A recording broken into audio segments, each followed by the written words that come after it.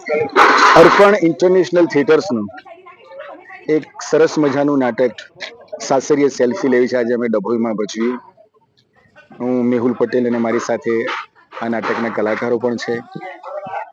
નાટકનો મુખ્ય ઉદ્દેશ આજના સમયમાં એક લાઈનમાં કહીએ તો બેટી બચાવો, બેટી પઢાઓ, બેટી વધાવો, એનાથી વિશેષ બેટીનું જતન કરો. અને આ જતનમાં જ સંસ્કૃતિનું જતન છે, સમાજનું ઘડતર છે અને સમાજમાં આજની યુવાન પેઢીને એક સારો સંદેશ મળે એ હેતુથી અમે આ નાટક બનાવ્યું છે. ડભોઈની અંદર તમને આ પ્રતિસાદ કેવો મળ્યો? અમને ઓડિયન્સનો બહુ જ સરસ પ્રતિસાદ મળ્યો અને દરેક એવી ક્ષણો હતી જ્યારે આનંદ કરવાનો છે ત્યારે એમણે આનંદ કર્યો છે, જ્યારે ગંભીર હતું ત્યારે એમણે ગંભીરતાથી વાતને સાંભળી છે અને અમે આશા રાખીએ છીએ કે એ લોકો વાત સમજ્યા પણ હશે અને અમને રજૂ કરવાની પણ ખૂબ મજા આવી. તમારી સાથે કોઈ એવા કલાકાર ખરા જે મતલબ મૂવીમાં કામ કર્યું હોય? નમસ્કાર, હું જિગ્નેશ મોદી.